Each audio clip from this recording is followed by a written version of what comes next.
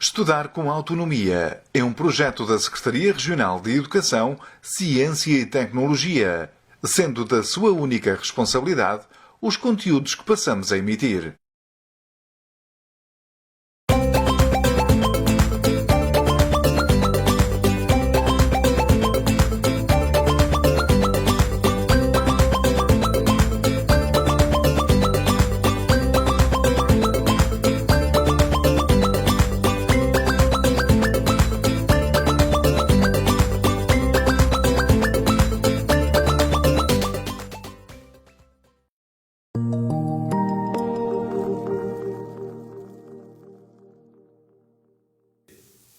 Bom dia, cá estamos para mais uma aula de Economia. Vamos para a nossa terceira aula de Economia. Como nós vimos, nós estávamos a falar sobre os rendimentos e sobre a forma como eles eram repartidos pelos intervenientes na atividade produtiva. Nós já vimos como é que se processava a atividade produtiva, como é que esses rendimentos se formavam na produção dos bens e serviços. Também já vimos como é que eles eram repartidos pelos agentes económicos e já vimos como é que eles eram repartidos pelos fatores produtivos. Estávamos a falar da repartição pessoal, no caso de vermos como é que eles eram repartidos por cada um dos agentes económicos, e estávamos a falar na repartição funcional, conforme nós víamos como é que esses rendimentos eram repartidos pelos fatores produtivos. Aquilo que nós vamos começar a ver agora é a tentativa de medir a redistribuição dos rendimentos e tentar perceber como é que se repartem os rendimentos e onde é que existe maior e menor repartição de maior ou menor desigualdade na distribuição dos rendimentos, não só em Portugal, mas também naquele que é o nosso espaço de comparação natural, que é a União Europeia. Vamos começar primeiro por tentar perceber a importância de compreender esta desigualdade na repartição dos rendimentos através da visualização deste pequeno vídeo.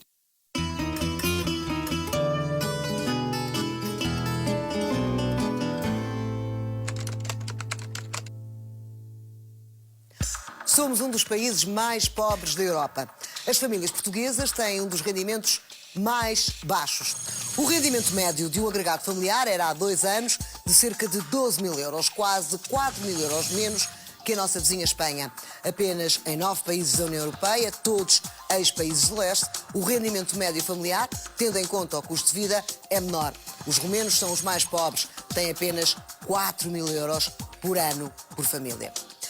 Mas as médias estatísticas são a história da galinha para 2 pessoas em que só uma come. A diferença entre os que ganham mais e os que ganham menos é uma medida que serve para ver as desigualdades na distribuição de rendimentos. Em Portugal, o quinto da população com maiores rendimentos recebe 6 vezes mais que o quinto da população com menores rendimentos. O mesmo que em Espanha.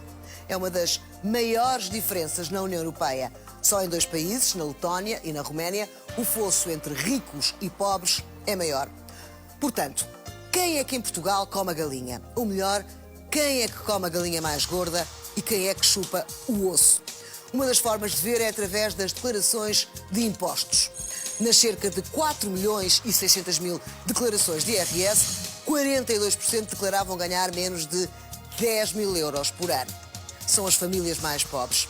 Quase 2 milhões de famílias a viver, em média, com cerca de 800 euros por mês. Cerca de 52 mil famílias, ou seja, cerca de 1%, têm mais de 100 mil euros anuais. São os que comem a galinha toda. Destes, pouco menos de 4 mil famílias, 0,1%, declararam rendimentos superiores a 250 mil euros anuais. São os que comem a capoeira. Fora de brincadeiras, o risco de pobreza em Portugal é grande. 18% da população portuguesa encontra-se no limiar da pobreza. Isto porque na União Europeia qualquer pessoa que receba abaixo dos 60% do rendimento médio considera-se estar em risco de pobreza. Apenas em 8 países dos 27, o risco de pobreza é maior que em Portugal. A reter, quase um quinto da população portuguesa encontra-se em risco de pobreza. Contra factos, não há argumentos. Este vídeo permite-nos perceber a dificuldade que existe em tentar determinar as diferenças, as desigualdades que existem na distribuição dos rendimentos e a sua importância. É extremamente importante para a ciência económica tentar perceber quais são as diferenças que existem na distribuição dos rendimentos. E quero que compreendam que esta é uma das questões que tem forçado a economia a avançar, a ciência económica a avançar. Adam Smith, quando escreveu A Riqueza das Nações, foi exatamente essa dificuldade que ele tentou perceber. Porque é que existem uns países que têm tanto, que têm recursos tão grandes e que depois não os transformam em rendimentos que vão distribuir às populações. Mas reparem que esta não é uma questão que está centrada ou que se esgotou no século XVIII. Thomas Piketty, que é um dos economistas que agora mais tem evoluído e que mais tem forçado a ciência económica e que é um dos grandes economistas que nós estamos a ouvir na atualidade, também se debruça sobre esta questão, sobre a distribuição dos rendimentos e como é que eles devem ser distribuídos e a forma de remuneração. Portanto, esta é uma questão que nós estamos a abordar que é extremamente interessante. E nós vamos agora falar sobre um também economista que trouxe um grande avanço à ciência económica através da utilização de mecanismos estatísticos que permitem perceber como é que é feita a distribuição dos rendimentos. Estamos a falar de Max Otto Lorenz. Quando ele estava a fazer o seu doutoramento, em 1905, ele acabou por desenvolver um método que é um método que nós hoje em dia utilizamos e há base para uma série de indicadores que nos permitem perceber como é que é feita a distribuição dos rendimentos. Quais são os países que têm uma distribuição de rendimentos que é mais igualitária, que fazem uma distribuição mais equitativa dos seus bens e serviços, e quais são os países que têm mais dificuldade em conseguir distribuir esses rendimentos de forma igualitária e que têm partes da população que têm muito rendimento, que comem a galinha toda, como dizia o vídeo, e com partes da população que nem sequer têm acesso a um pedacinho da galinha. Então vamos ver como é que se processa esta curva de Lorenz. A curva de Lorenz é extremamente útil porque é muito simples de interpretar, porque tem uma visualização rápida. Então vamos ver o que é que Lorenz fez para nos permitir perceber melhor como é que se distribuem as desigualdades ou como é que nós podemos analisar as desigualdades entre os vários países. Bem, o Lorenz o que é que fez? Agarrou no eixo das ordenadas e colocou a percentagem dos rendimentos. Reparem que aqui não estamos a falar em rendimentos absolutos, estamos a falar em rendimentos relativos. Aquilo que ele foi tentar perceber foi distribuindo os rendimentos, 100% dos rendimentos, e ver como é que eles se iam distribuir pela percentagem da população que ele colocou no eixo das abscissas. A utilidade da curva de Lorenz é que ela é extremamente gráfica e quando nós conseguimos olhar graficamente é mais simples, nós conseguimos perceber de uma forma muito mais rápida, muitas vezes do que olhar aos números só por si. Esta visualização permite-nos fazer uma análise muito útil e muito rápida e tanto que ainda hoje em dia, mais de 100 anos depois deste avanço, nós utilizamos de uma forma muito comum a curva de Lorenz.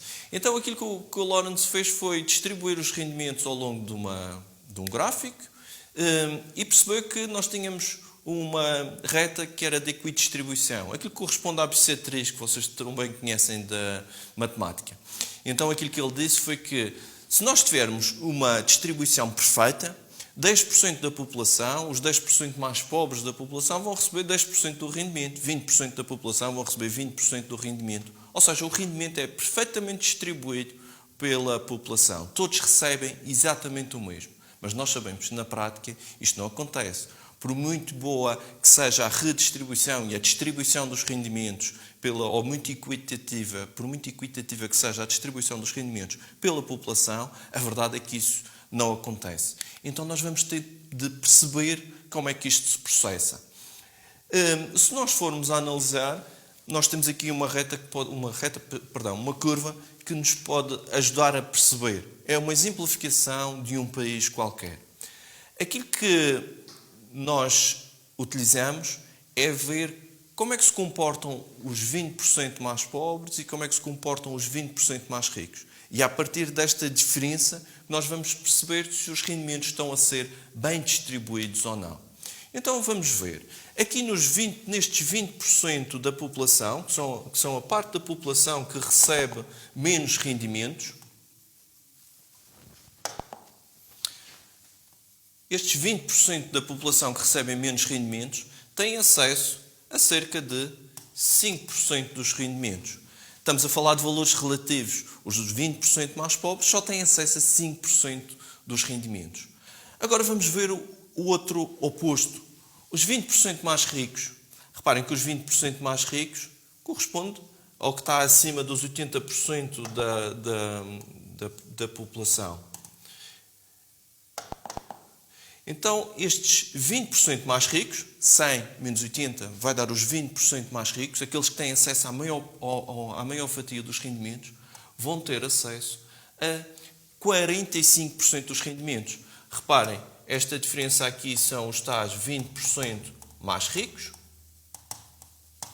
E estes 45% que nós temos aqui, são os 100 menos estes tais 55% que estão aqui, vão ser os 45%.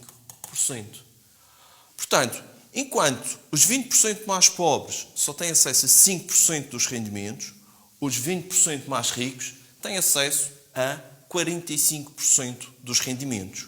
Mas nós ainda podemos fazer outro raciocínio. Podemos ver os 10% mais pobres e os 10% mais ricos.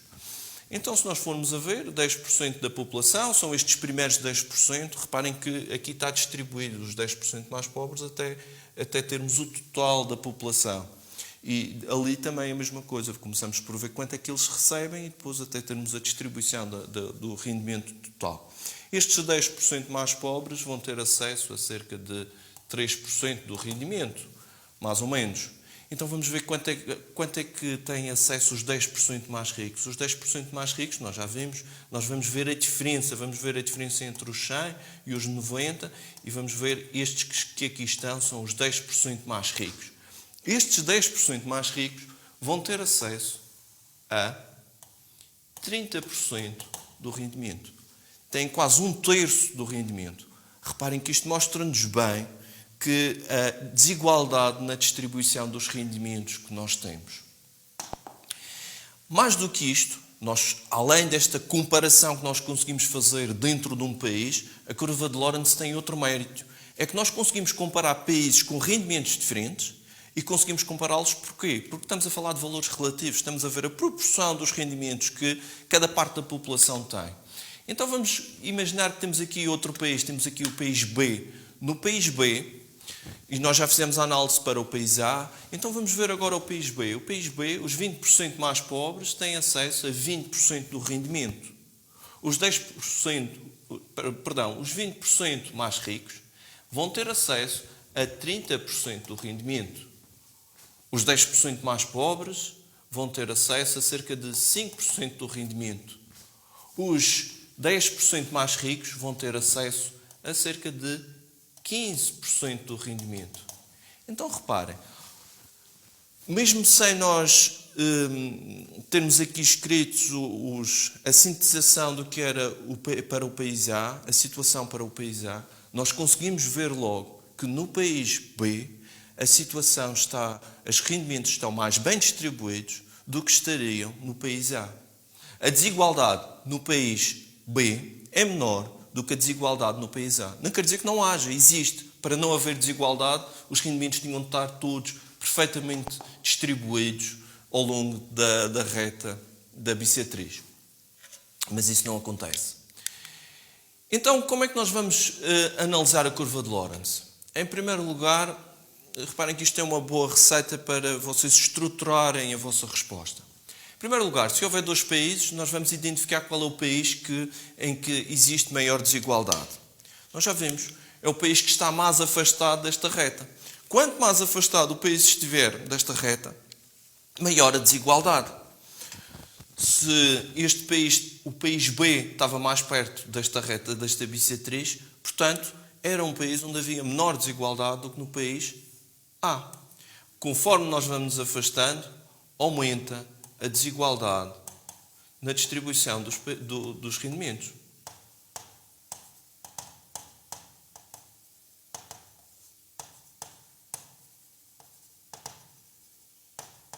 Se nós nos aproximarmos, o inverso também acontece. Se nós nos aproximarmos da bissetriz, então vai haver uma redução da desigualdade na distribuição dos rendimentos. Qual é a segunda etapa que nós temos a fazer para conseguir fazer uma análise a uma curva de Lorentz? Vamos justificar porque é que existe esta desigualdade. Como é que nós vamos fazer isso? Vamos analisar os 80% mais ricos e os 20% mais pobres, os 90% mais ricos e os 10% mais pobres. Vamos caracterizar estes pontos e a partir daí podemos concluir, justificando qual é o país onde existe a maior desigualdade. Não se esqueçam que para esta matéria ficar perfeitamente aprendida, não só vocês têm de fazer muitos exercícios, como também têm de estudar, têm de aprofundar estas questões. Se tiverem dúvidas, já sabem, podem sempre enviar para o meu mail ou para o Twitter e depois eu respondo. Quais são as limitações que nós temos à curva de Lorentz? Já sabem que todos os indicadores económicos, todos os indicadores estatísticos, existem sempre algumas limitações. Em primeiro lugar, a dificuldade que vem da curva de Lorentz, como dizia e bem no vídeo, os rendimentos apontados para serem utilizados na curva de Lorentz vêm das declarações de rendimentos. Logo, podem haver rendimentos que não estão sintetizados, não estão incluídos nas declarações de rendimentos. Por essa razão, por vezes, a curva de Lorentz não apresenta todos os rendimentos. Esta pode ser a primeira limitação que nós podemos apontar à curva de Lorentz. Existem mais limitações. A segunda razão é que isto é um ponto de partida. Isto é apenas um indicador estatístico. Nós não conseguimos explicar porque é que existem estas distorções nos rendimentos. É um bom ponto de partida porque permite-nos visualizar de forma simples, mas não me explica porque é que existem estas distorções nos rendimentos, porque é que existem pessoas que recebem tão pouco e outras que recebem tanto. São as várias limitações que existem à curva de Lorentz.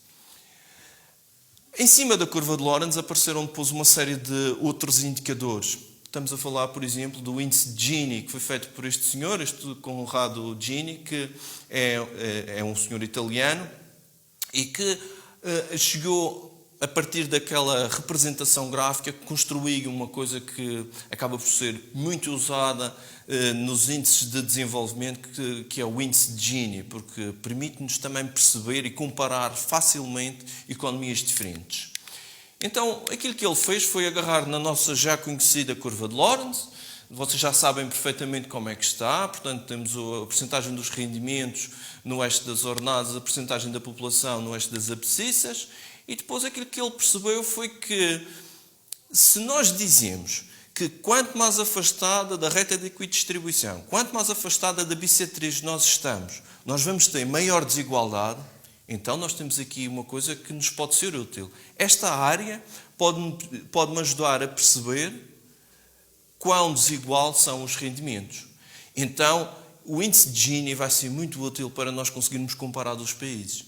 Quanto maior for esta área, maior será a desigualdade. Então, aquilo que ele fez foi perceber isto. Aquilo que me interessa é esta área que está ali sombreada a creme. Nós vemos que a área sombreada a creme do país A é substancialmente maior do que a área sombreada a cinza do país B. Ou seja, no país A estão mais afastados daquela reta de equidistribuição do que no país B. Então nós conseguimos transformar isto num número que me vai permitir perceber como é que nós estamos. Então o índice de Gini vai estar a variar entre 0 e 1. Vai estar, no fundo, como uma grelha entre estes dois, ou um termómetro entre estes dois valores, entre 0 e 1. Igualdade absoluta ou então desigualdade absoluta. Reparem que se nós temos igualdade absoluta, significa que esta área vai ser 0, não é? Porque nós vamos estar aqui em cima deste valor. Agora, se a desigualdade for absoluta, significa que 0% dos rendimentos, significa que vai haver uma pessoa que vai ter os rendimentos todos no país. É claro que nem um nem outro são atingíveis, não vai acontecer. Os números vão variar entre 0 e 1, mas existe uma razoabilidade. Na prática, nós vamos ter valores entre os 0.2 e os 0.7, mais ou menos. Então vamos ver como é que o índice de Gini tem evoluído para Portugal. Nós andamos sempre abaixo dos 40%, andamos sempre à volta dos 37% e nos últimos anos, até 2018, nós andávamos aqui nos 33%. É mais ou menos este o índice de Gini para Portugal. Não é preciso que vocês saibam exatamente quanto é o índice de Gini para Portugal, mas é preciso que compreendam a grandeza deste valor. Como é que nós estamos na Europa?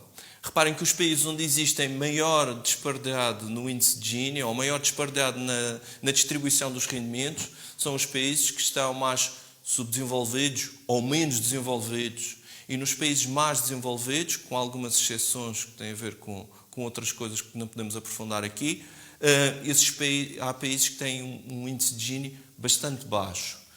O país onde existe maior desigualdade na distribuição dos rendimentos na União Europeia é a Bulgária, seguida a Lituânia, a Letónia, e temos aqui a Eslováquia e a Eslovénia como os países onde existe maior ou melhor distribuição dos rendimentos. Portugal está aqui em nono em termos de desigualdade dos rendimentos. Estamos aqui bastante abaixo de metade da tabela da União Europeia. Seríamos o 12º, se estivéssemos a meio da tabela, estamos em nono. Olhando para o mundo, como é que nós temos as distribuições dos rendimentos? Esta é uma tabela que vai variando. Não é muito fácil obter os dados, porque nem todos os dados estão disponíveis para todos os países. Vocês vão olhar aqui para os países africanos, quando virem estas marcas cinzentas nestes mapas, significa que não existe informação disponível. E aquilo que nós podemos ver é que quanto mais claro for, pior é a distribuição dos rendimentos. Quanto mais azul for, melhor a distribuição dos rendimentos. Vemos aqui que Portugal, nós tínhamos visto que tinha 30 e tal por cento, está aqui. O centro da Europa e o norte da Europa acabam por estar, e a Europa de leste acabam por estar com distribuições dos rendimentos mais igualitárias do que propriamente o sul. Na América do Sul nós temos distribuições dos rendimentos muito desiguais. É típico das economias sul-americanas haver uma distribuição muito desigual. Existem pessoas que têm acesso a muito poucos rendimentos e existe uma parte da população que tem acesso a muitos rendimentos.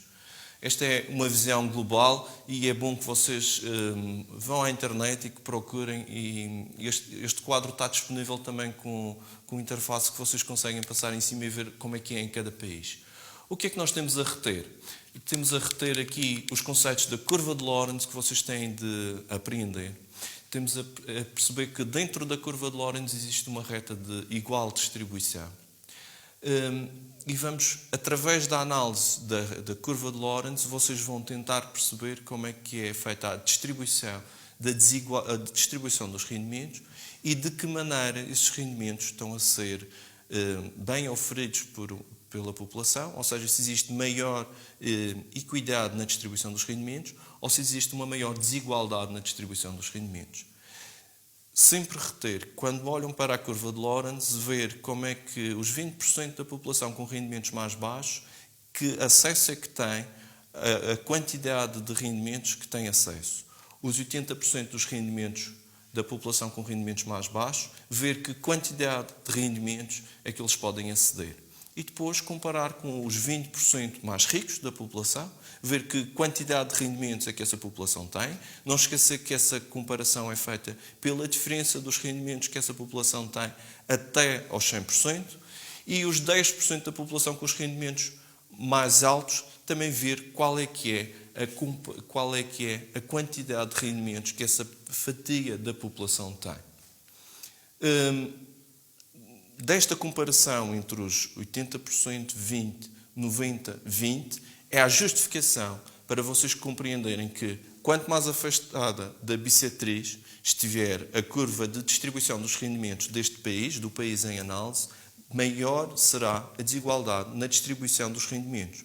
Quanto mais perto estiver da bissetriz, melhor será a distribuição dos rendimentos, mais equitativa será a distribuição dos rendimentos.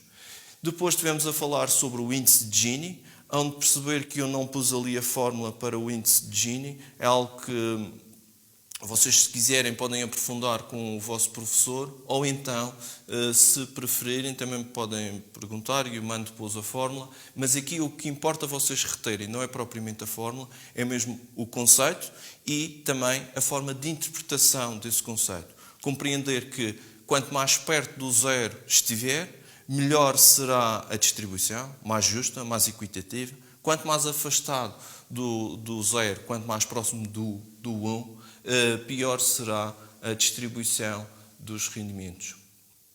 Finalmente, queria que vocês retivessem que quando nós estamos a falar tanto sobre a distribuição dos rendimentos, a desigualdade na distribuição dos rendimentos, não é apenas por uma questão de estatística ou não é apenas por uma questão de curiosidade económica. Isto tem a ver também com a capacidade que os países têm depois de se desenvolver. Quanto mais bem distribuídos estiverem os rendimentos, a realidade é que depois isso manifesta-se na forma como os países crescem. É por isso que os economistas se dedicam tanto a estas questões. Se houver uma justa distribuição dos rendimentos, a realidade é que esta distribuição justa dos rendimentos vai se transformar em estabilidade. E essa estabilidade é fundamental para que um país possa crescer de forma sustentada. É por isso que estas questões que nós estamos aqui a abordar, quer na aula anterior, quer nesta, quer na próxima, são tão importantes para a ciência económica. Finalmente, se tiverem alguma dúvida, já sabem, podem enviar sempre um mail para o meu contacto, carlosjorgejardim@gmail.com, ou então podem também me contactar por Twitter. Eu estou à vossa disposição. E já sabem, continuem a estudar economia.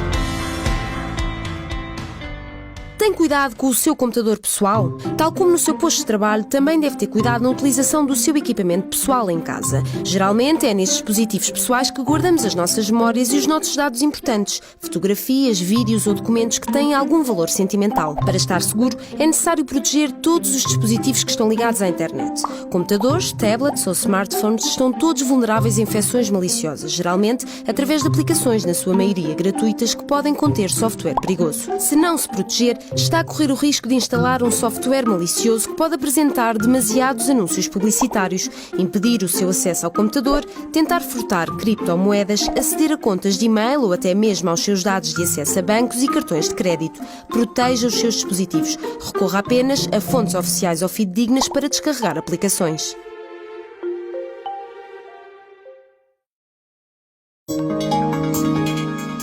Revê os vídeos das aulas em RTP Play, no facebook.com/sre.grm, em madeira.gov.pt/sre, em Sapo Vídeos e no meu canal 131108.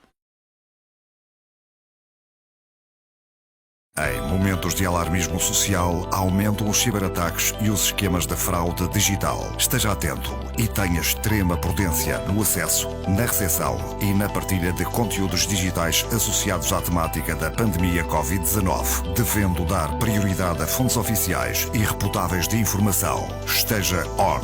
Proteja-se, a si e aos outros. Não abra nem partilhe conteúdos suspeitos.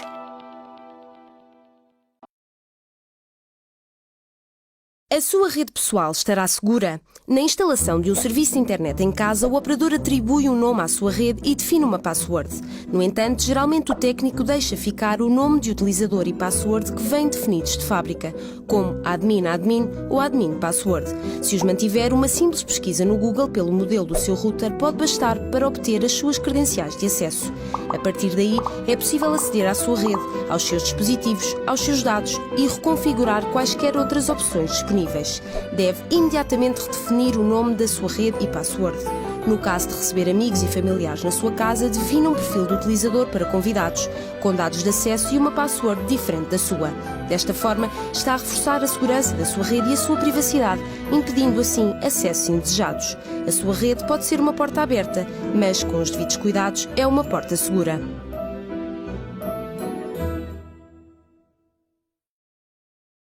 Se frequentas o segundo e terceiro ciclos e secundário, AEO, Apoio Escolar Online, é o apoio que necessitas. Tens à tua disposição uma equipa de professores de várias áreas: português, inglês, matemática, ciências naturais, biologia e físico-química, prontos para esclarecer as tuas dúvidas através de chats, fóruns e outros materiais interativos. Inscreve-te já em www.apoioescolaronline.net.